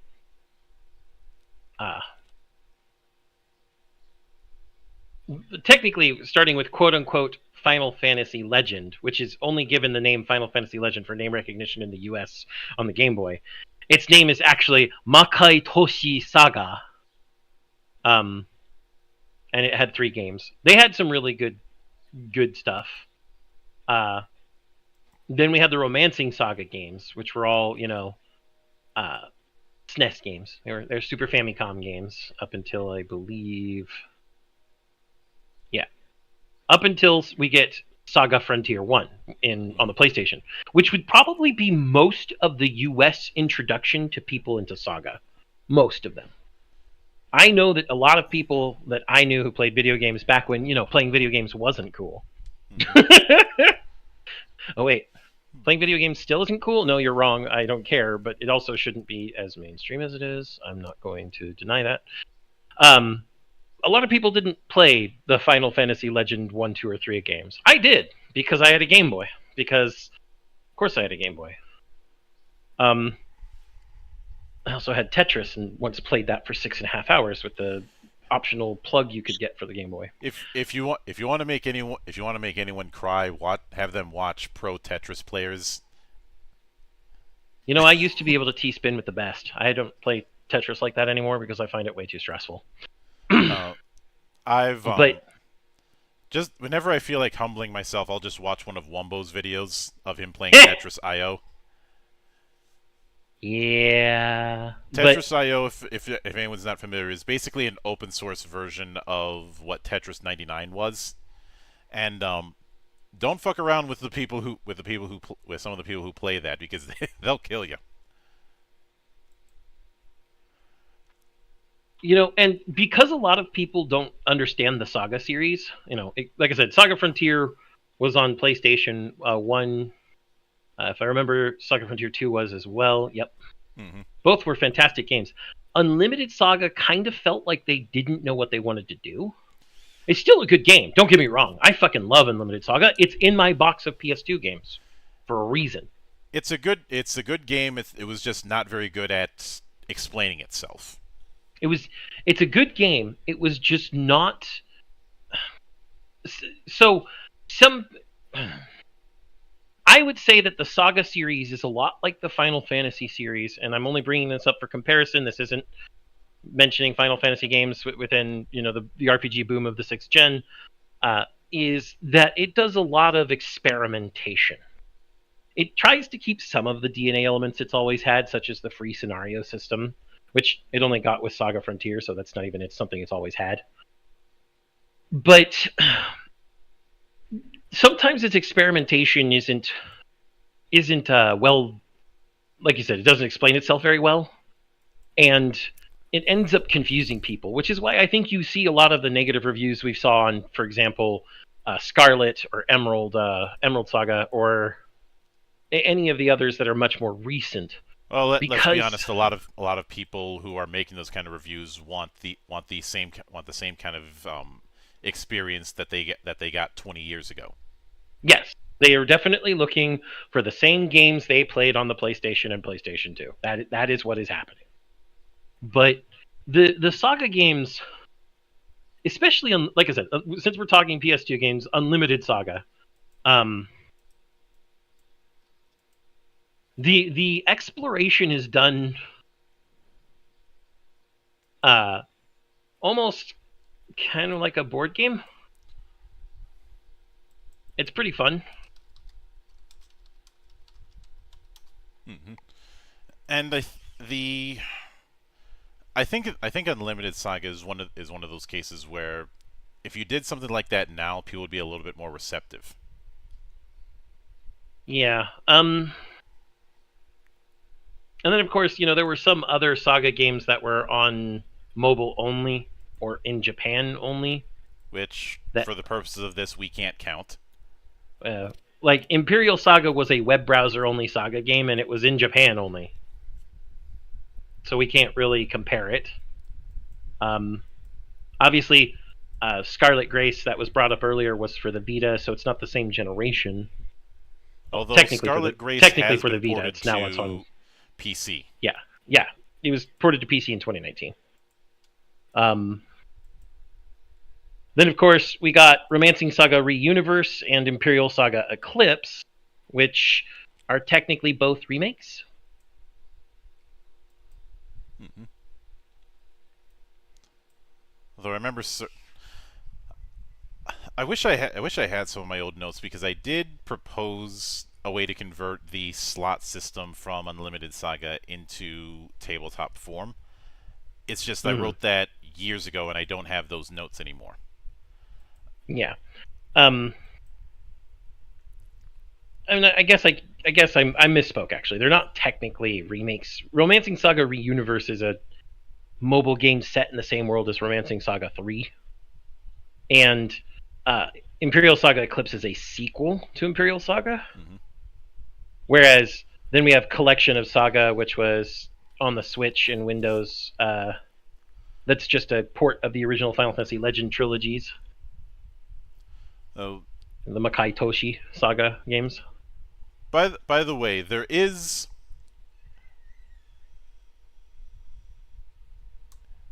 one game that I frequently threw in people's faces around this time when they were making the JRPG WRPG argument about what the definition was.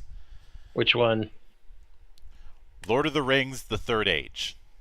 Ah, yes.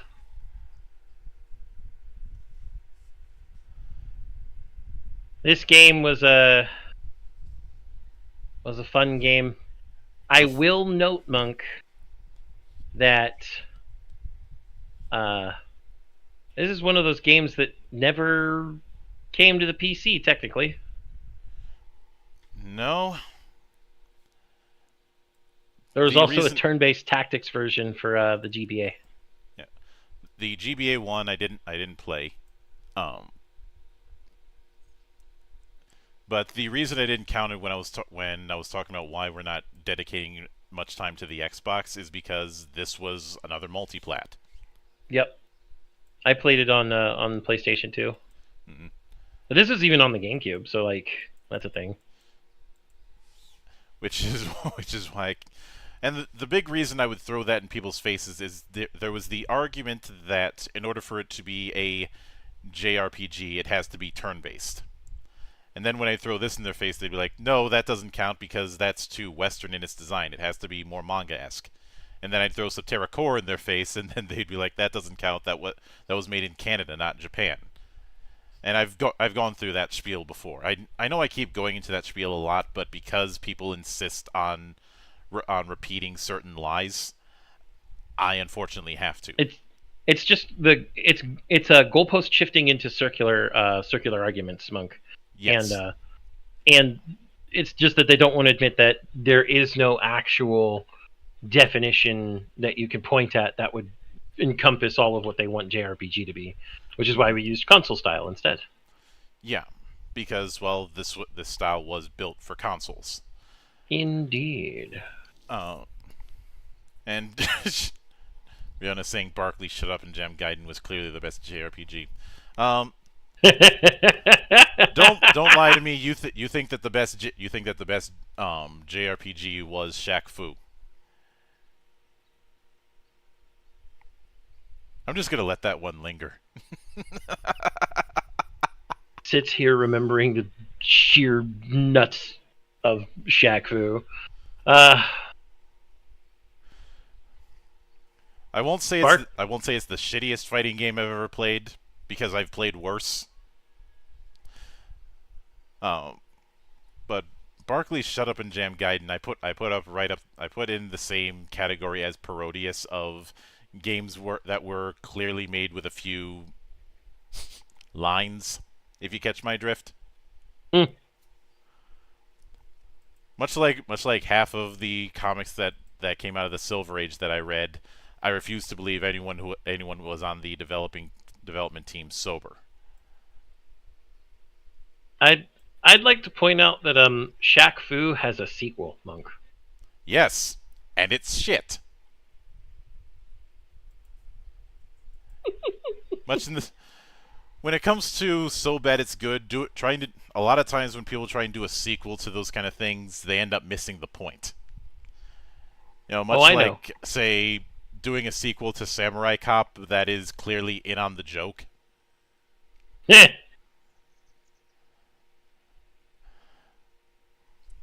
Which unfortunately makes it not as good. Although it's not like the original was any good either. Your main guy walking around with a woman's wig. Yep. But part of the reason I throw that in is just because of the fact that the lines that people were making back then and even now were nonsensical. I'm not going to say lightning can't strike twice because I know you'd call bullshit on that. I'm still trying to get strike thrice. Mm-mm. It'll give me more superpowers. I think you and Monarch seem to be in a competition for that kind of thing. For superpowers? No, for just getting hurt. For your running bet with the Grim Reaper. Monarch will win that bet. I have apparently been decided that I'm not supposed to die ever. Mm-mm. But I will note when it comes going back to the Tales series for a minute, I will note one thing that I ended up saying around the time that got some people real mad at me. And that was that I do not see a sufficient reason why the Tales games should be using traditional MP.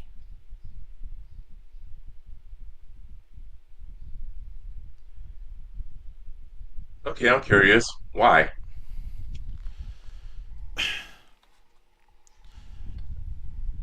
MP it it, it mostly has to do with two things. One, the gameplay loop of a lot of Tales games almost disincentivizes using a lot of items in the way you would for most RPGs because of the sheer amount of wind up and cooldown.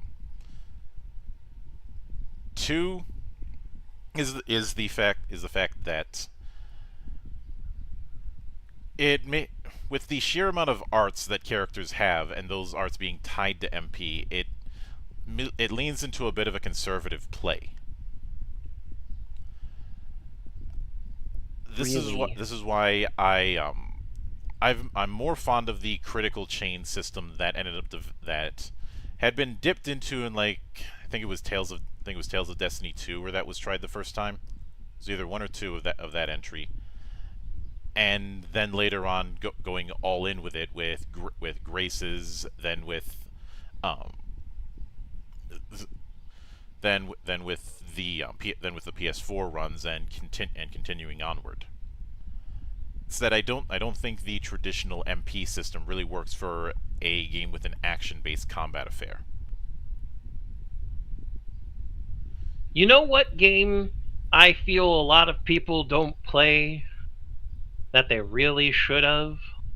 What? Um, in and probably because it's it's very unorthodox. Legend of Legaia 2.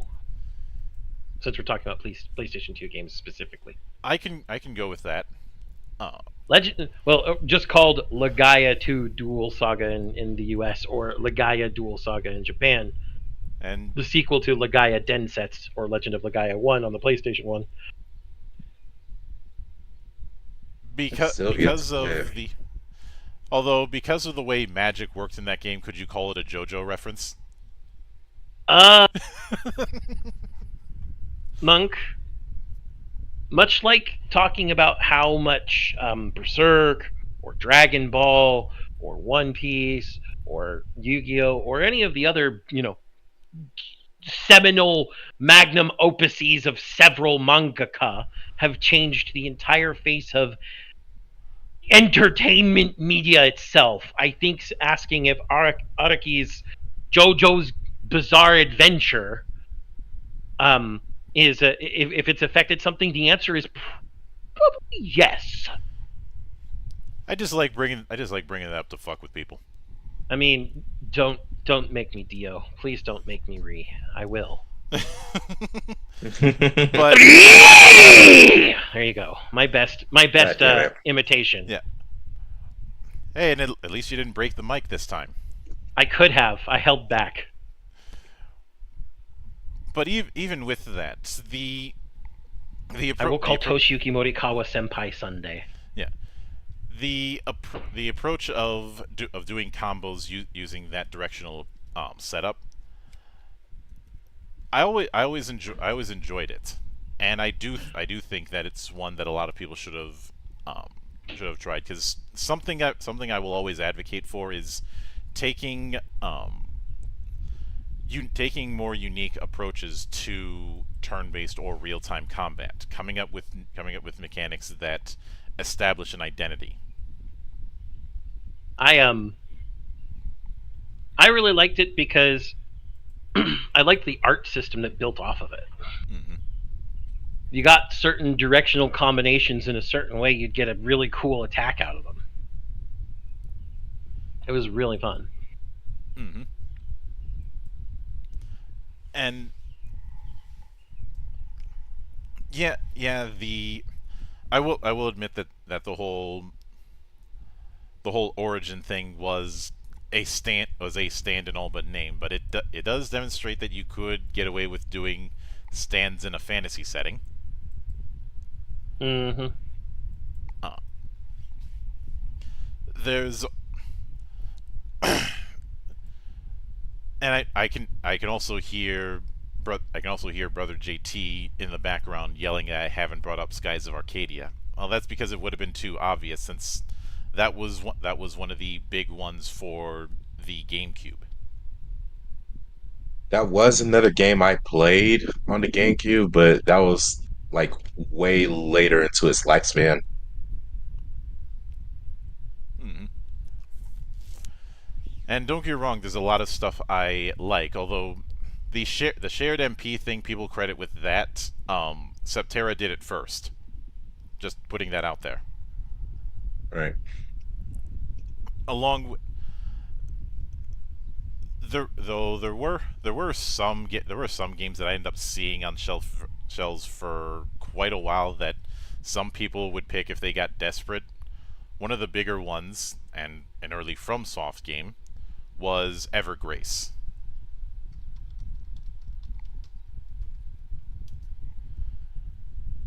Which I remember some people not liking, but I can't. I don't think it was terrible. It was just a case of it was one of the first. Like it was a launch title for at least for Agitech. The other two being Eternal Ring, which is interesting and technically within the Kingsfield lineage, and Armored Core 2. Armored Core. Armored Core. Does Armored Core count as an RPG? No, I'm not counting it as an RPG, at least for this. And Evergrace did have follow-ups like Forever Kingdom. Yeah. But Although technically Forever Kingdom is a prequel, and it did one thing that I remember a lot of people not caring for, and that was all three protagonists sharing HP. I can kind of understand that one, to be honest. Now I can understand why there is an in-universe reason for why it's done, but I think it ends up creating more problems than it solves. Yeah. Though there is one game that some people may not consider an RPG, but I'm counting it as one. Even th- even though even though I might be stretching it, I just want an excuse to refer to it, and that is Phantom Dust,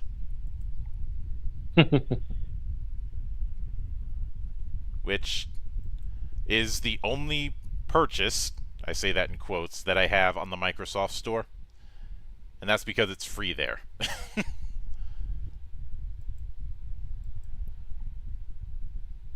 Okay.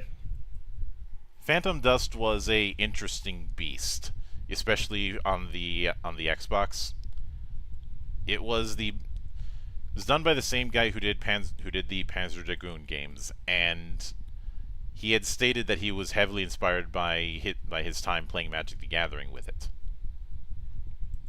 He doesn't play MTG anymore, but that was the big point of influence, and he wanted to do something different after doing Panzer Dragoon so much. Mm-hmm. Also, probably breaking people's banks when they try and get some of the older games in that series. Looking at you, Saga. You know why. Um, but I think the big reason that I know it'd be tempting to say that the reason why I wanted to tackle this kind of thing is because of waxing nostalgia, but I've made it clear how much I don't like when people hyper focus on nostalgia. No, the reason why I wanted to cover this is because with a lot of people having that nostalgia, they end up creating an idea of the way things were at that time rather than how they actually were. Yeah. As Riona bringing up about Demon Souls struggling with with a fandom, when it comes to Demon Souls, I'd say a lot of that was just a lot of the people FromSoft was working with having no faith in it. especially given the trend chasing everybody was doing because of what was going on during the 7th generation. But I think it's also important to remember that a lot of people, when they, even if they want to call this some sort of golden age, they end up either misremembering or disremembering certain aspects. Um, especially those who were starting to throw the term JRPG around, much to my annoyance. And fortunately, I think time has won things out. Aside from the fact that you have whole new generations who are discovering a lot of older materials thanks to very vital porting and emulation scenes, we're starting to get more games that we didn't get around that time. Especially thanks to fan translations, and this includes the second best Berserk game. Because we all know that the top Berserk game is a Band of the Hawk, because it's a Musou game, which suits Berserk perfectly. And the other two, Guts Rage is the worst. I'll put that out right there. I mean, it was cute at the time, but it is a nightmare to work with because so many of the stages work against you swinging the Dragon Slayer. Yeah. Oh. And in the case of Millennium Falcon, that was better, but most people didn't get it. And Millennium Falcon was a borderline Musou game, anyways. Which, speaking of, I know somebody would ask, do I consider the Musou games to be RPGs? No, they're beat 'em ups.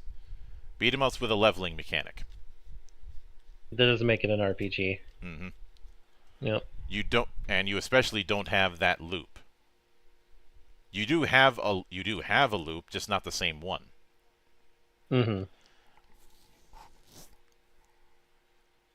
Plus, there were even though there were a good amount of, even though this was the start of Dynasty Warriors as we know it, I honestly think Dynasty Warriors didn't start settling down into its identity proper until later generations. Well, I mean, everybody remembers that Dynasty Warriors 1 was actually a fighting game. Yeah, and in fact, in Japan, what was Dynasty Warriors 2 here is Shin Sangoku Musou. Yep. And ever since then, it's all just been, well, Sangoku Musou. Mm-hmm. Well, technically with Dynasty Warriors, which is funny that that's brought up given the announcement of Origins, and yes, I am all in on that. Mm-hmm. Especially since it seems that they're not doing the whole play as this big ass roster thing for it, but rather a nameless hero, which is playing a. That's actually a cool fucking idea. And it is so wuxia. It's like, why hasn't this been done sooner? Because of I don't know. Because they weren't paying attention to wuxia. How about that? I mean, I think it would be better to say they were paying attention to wuxia, but paying attention to one book or two books if you want to get real technical. Romance and Record of the Three Kingdoms, because, well, we've gotten games in both, and I think there was the realization after the what the fuckery that was 8 with that whole open world idea. That was fucking stupid. That open world idea was executed poorly, but it could have done well, to be honest. I think it could, and I don't think that's going to be making a return, because that fetish for open world has long since passed.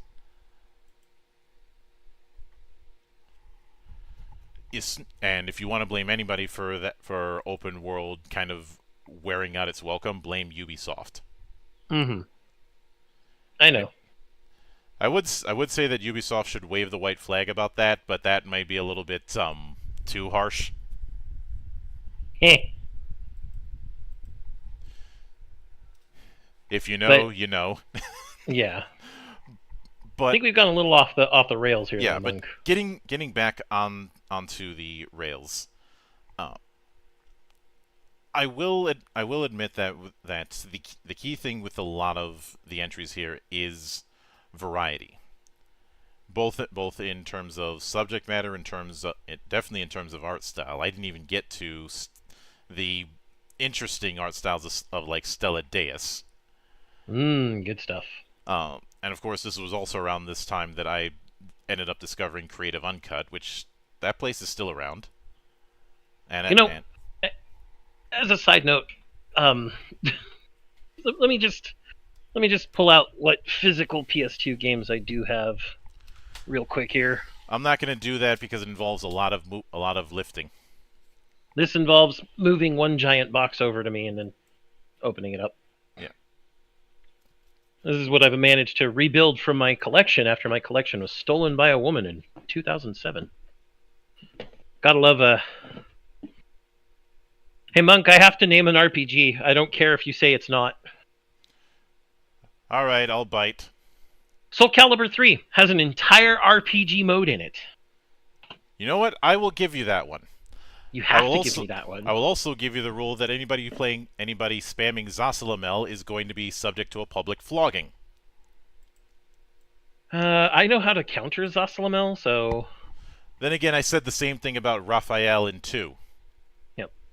So, just looking at some of the games on the top of the box, because I'm not going to dig through, well, all of them. Games that I would count as RPGs.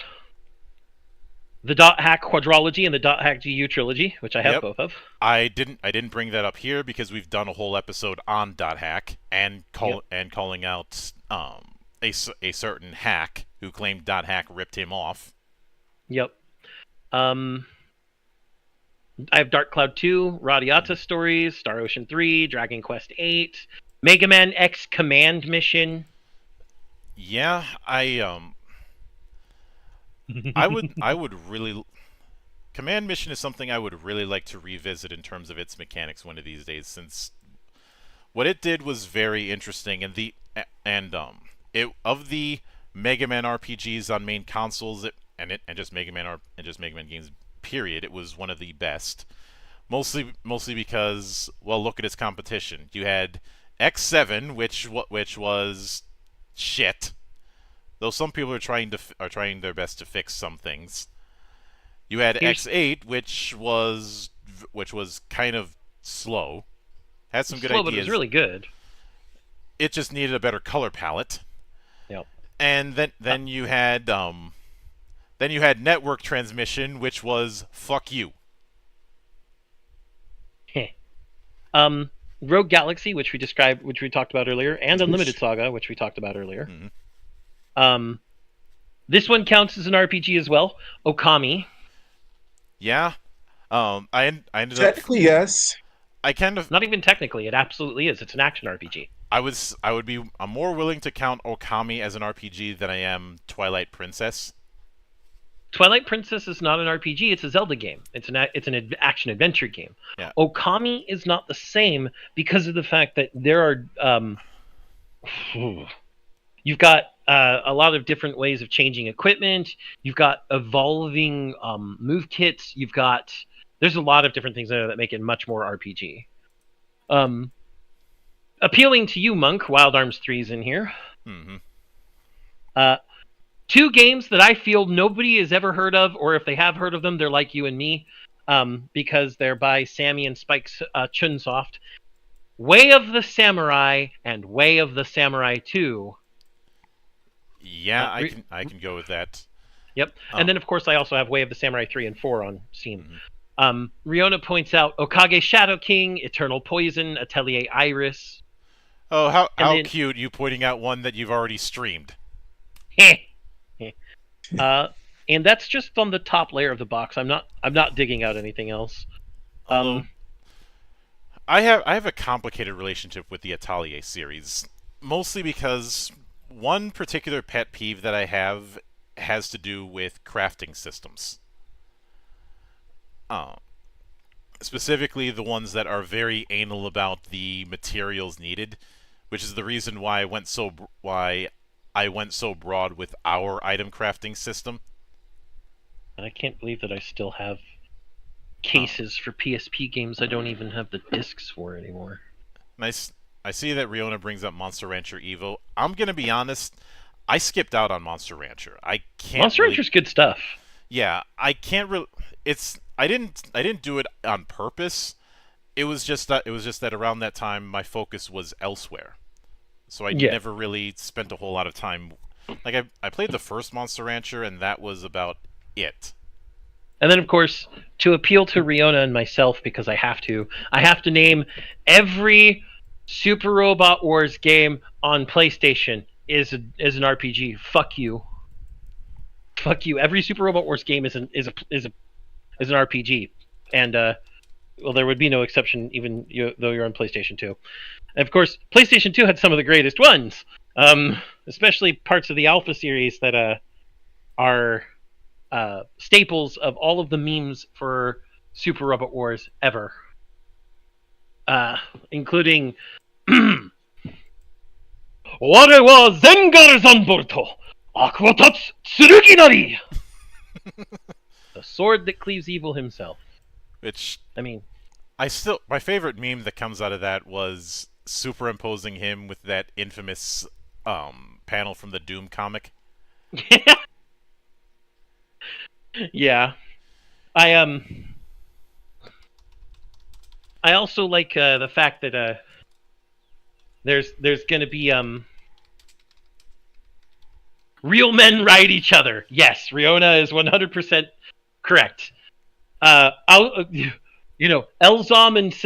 oh, excuse me, I can't call him Elzom. He's not going by Elzom. He's going by Ratzel Feinschmecker. Which, for those of you who don't get the joke, go look up Ratzel Feinschmecker in German. Yes, the Außenseiter becomes a horse. The Dizengar rides it. I don't care if it's called the Dijengar in. It's supposed to be called the Dizengar as a joke that it's a giant Zengar.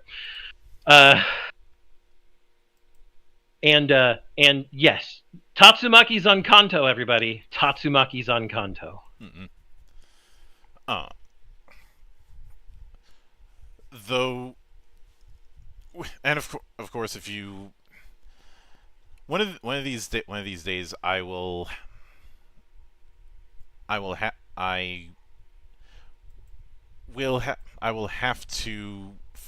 to find a way um to stream a certain project that was basically doing Super Robot Wars in a more action affair.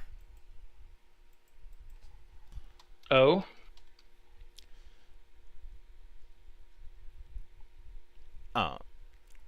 I technically streamed it in the past, and I peer pressured John into getting a copy because because of who was in it.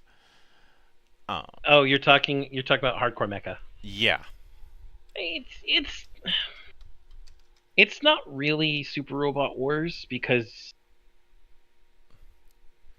well, first of all, it's more of it's more front mission gun hazard than anything. Yeah, I mainly end up saying that in part to be a smartass, and in part because Gurren Lagann. Yeah, I know. Mm-hmm. No, the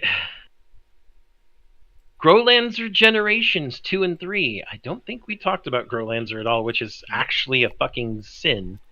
No, and I did have Growlancer Generations and Wayfarer of Time.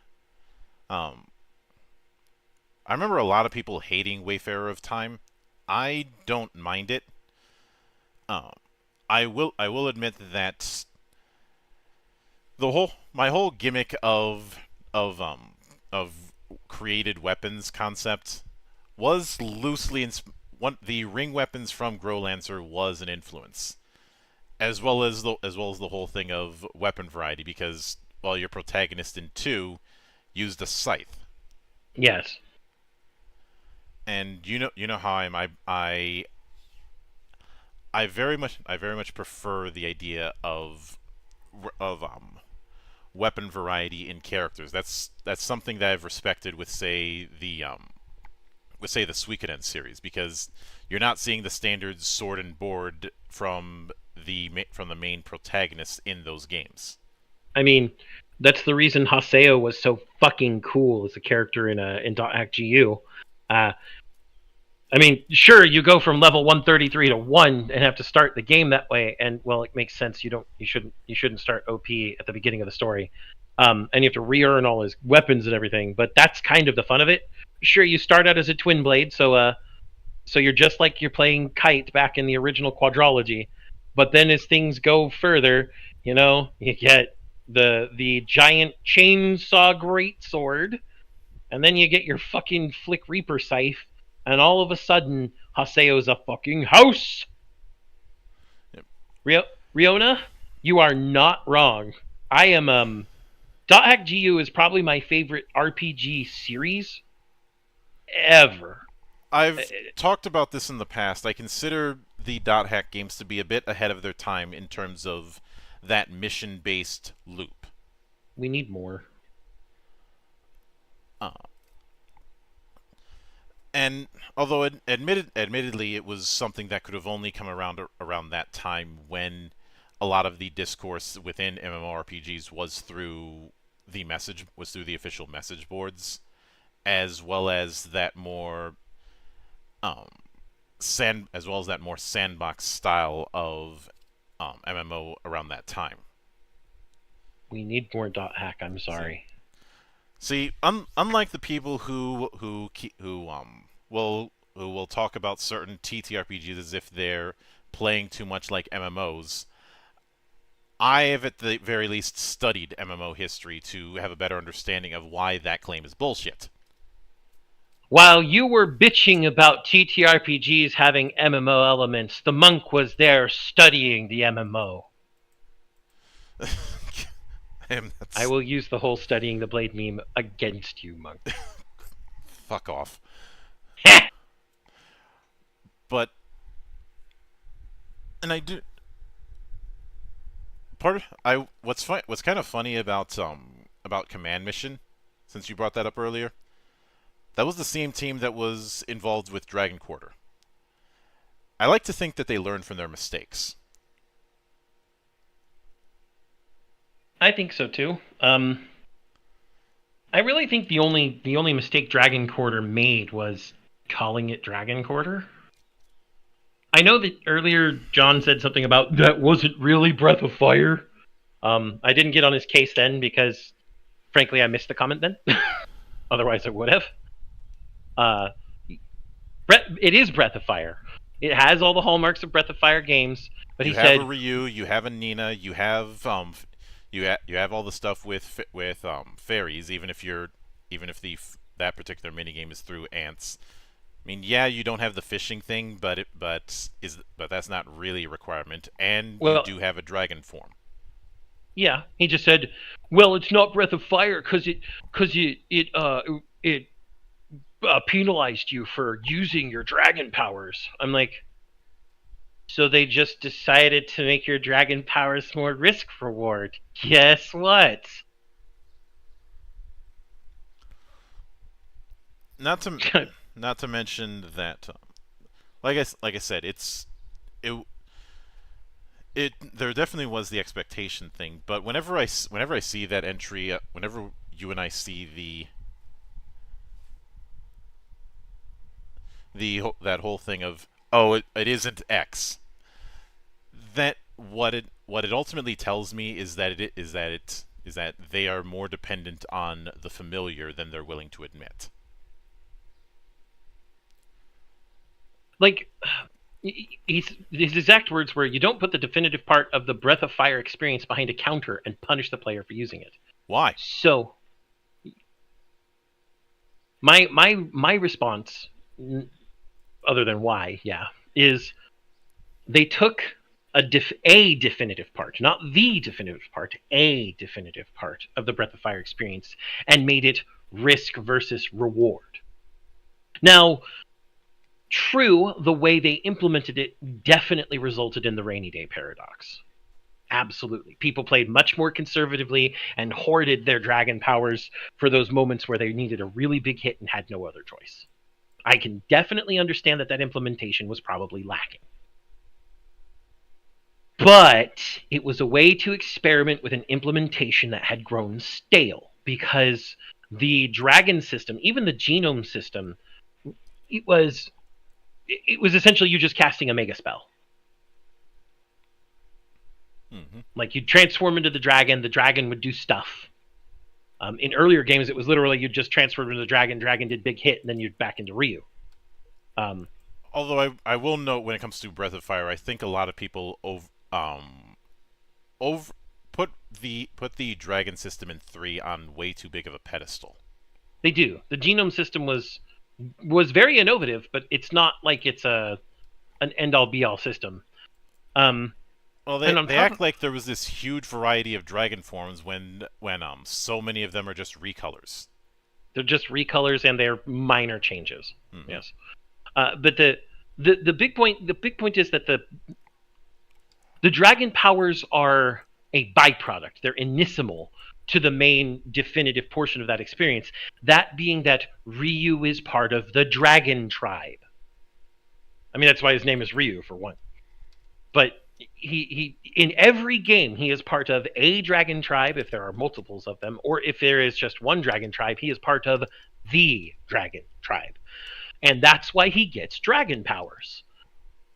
So if you're changing the way the dragon powers are implemented, but not the reason why Ryu has them, you haven't actually changed the defining attribute. You've just changed its implementation. And that's an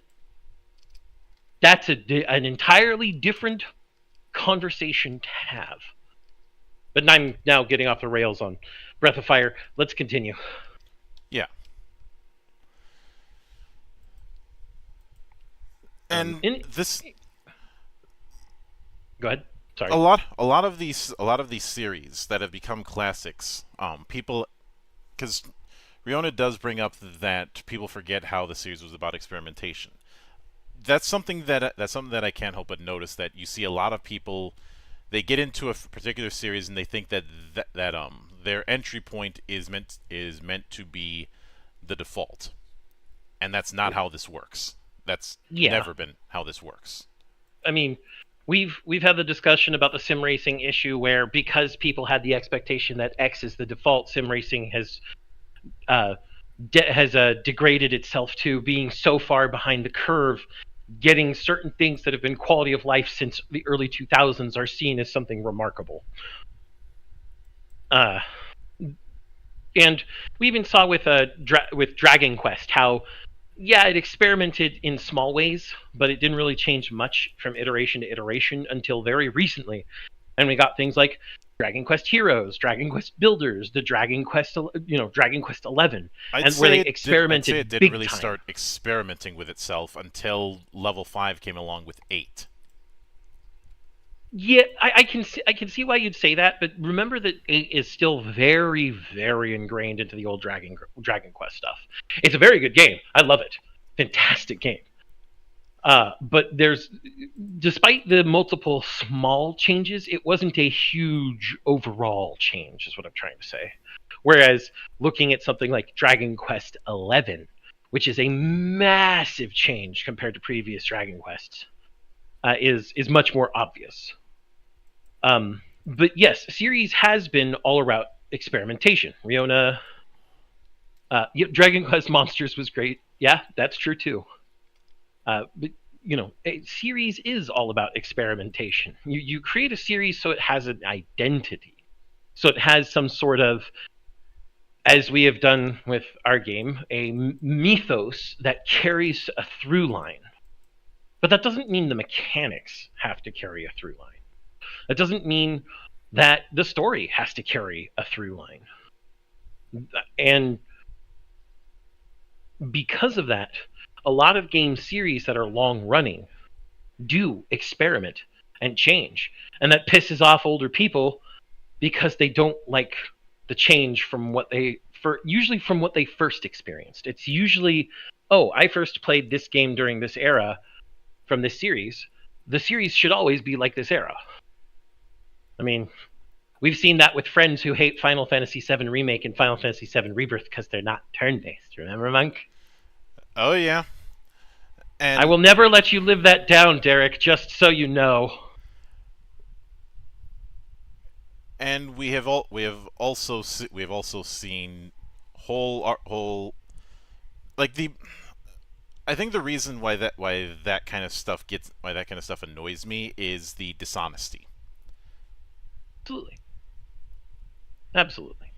Now, if they just said that it's changed in a form that I'm not a fan of, I'd be perfectly fine with that. But you see people go with these long diatribes about how the change is wrong and not in the spirit and not their insert franchise here. And again, we're going to have to pick up on Final Fantasy for this one, because really that one's been the one that's always like at the forefront of these discussions, because for some reason everybody thinks Final Fantasy has had some mechanical or setting through line, and that's a lie, even going all the way back to 1. It has a mythos through line. We've discussed that in detail regarding our TTRPG. But as a game, I've said it every time we've brought up Final Fantasy. Final Fantasy's roots are iteration and experimentation, meaning that the roots are rootless. There's nothing to be rooted to because it's uprooted and changed every game. And I think the best explanation of this is going to be Homeless Potato's video about Final Fantasy 16 just before it came out, or as it came out, regarding how what it is it's not that this is not Final Fantasy. It's Final Fantasy, and it's just not what for you. And there's nothing wrong with it not being for you. Yeah, there's nothing wrong with it not being for you. It just means it's not for you. You're not the intended audience anymore. And Riona says, I'd like to compare it to someone adapting King Arthur. Everyone does their own thing with it, but no matter what they do, they have a core aesthetic inherent to it and a vibe that transcends small differences. Yes, actually, there are certain parts of the Arthurian mythos that are all the same through line. Things like Avalon and the legendary sword, whether it's called Khalid Volk or whether it's called Excalibur or any of the others. Merlin and the King Arthur himself, Morgan Le Fay, no matter what role she takes, etc. But the way things are executed are vastly different between different mythologies, especially things like, Le Morte d'Arthur, probably the most prolific Arthurian mythology these days. Mm-hmm. And I do remember going through the core book of Pendragon. It has a whole aside in the first chapter about these different interpretations. Yeah, we read that when we did the Pendragon 5th Life Path episode. If I have to use a more contemporary example, consider Ghost in the Shell, and how Masamune Shiro has made it clear he doesn't view any version of Ghost in the Shell as the definitive version, each one being optimized for the medium that it's in. Yep. I'm always, for example, someone like me who the first introduction to GITS was the 95 Godly movie. God damn that movie. The original movie by Oshii, but I could see some. But if someone would think that's the default, they'd end up having culture shock looking at the sequel, or looking at the original manga, or looking at the standalone complex. Yeah, and that's going to continue with whatever project Science Saru is working on. Well, I'd also like to give a warning to everybody. Do not get the 2008 remaster of Ghost in the Shell 95. I haven't seen that remaster. Don't. Neither have I. Don't. I have. You know how in 95 Ghost in the Shell, the movie had like the primary background tone was the blues and greens that we later see used in like The Matrix, basically. They fucked up the tones. They changed it to Innocence's Oranges. Oh my lord. And on top of that, a lot of the really cool mecha stuff we saw, like the helicopters and everything, that were only slightly CG assisted, because CG wasn't really a big thing in '95, and were mostly hand drawn. They changed for entire CG monstrosities that look fucking terrible. That's not a So, that's not a remaster. That's a disembowelment. and the audio remaster sucks too. So like, It they fucked sounds up on all things. it sounds like it's in the same category as Netflix Evangelion. Man, I still feel bad for Spike. He got shafted not being able to revoice Shinji. Probably good for him though. Like, he probably didn't care that much since he's enjoying cooking so much, right, Monk? Yeah. Be that as it may, little bit off the rails. I just did want to point out that Ghost in the Shell '95, always get the '95 version, never the 2008 version. Yeah. But the big thing I think that this comparison should be brought into with the PS2 RPG thing is a lot of experimentation, and I mean a fuck ton. I don't think occurred anywhere more than the PS2. Sure, the SNES has one of the largest RPG libraries, with the PS2 being the only one that's larger, I believe. The amount of RPGs that came out during the 6th gen were this sudden boom, because this was the point where video games went from being very, very niche, especially in the late 80s, early 90s, to where the entire world was starting to wake up to the home video game thing. Because arcades were still fairly common in the US in the early 90s. Like, They not were, as extremely common as they were in the 80s. And a lot of studios who had previously been working on arcades were being shifted over to working on home consoles. Unfortunately, this does mean that one of the studios involved was the studio for Devil May Cry 2. That's why it's the way that it is. Yeah. But because we got that tipping point, the PlayStation 1 was a point where the eyes were starting to open in the West, especially with, for better or for worse, the blockbuster hit that is Final Fantasy VII. I mean, I think that thing opened up it blew open the can. It didn't use a can opener. It was a can hit with it was a White Claw penetration test with the AK-50, Monk. That's what it was. And then, because of that sudden awareness of these are getting really popular, and the PlayStation 2 comes out, it's affordable. There's a fuck ton of third-party content for it. Sure, the Xbox is coming out, and so people who were big PC gamers, especially FPS gamers, were like, oh, this is going to be great. It's going to be way more affordable than getting a computer, and I could still play a bunch of cool FPS, which was actually true. That did its own explosion in its own right. But when it came to RPGs, the PlayStation 2 was absolutely the powerhouse of the generation and had the most third-party support in the world. And because of that, you get this extremely broad fan of, you have at the bottom of the fan, like a folding fan, you have the little nut that all of the slats turn on. That's RPG. And then you open up the fan, and you've got this vast tapestry, like an ukiyo painting on any of the classic Japanese fans anyone has ever seen.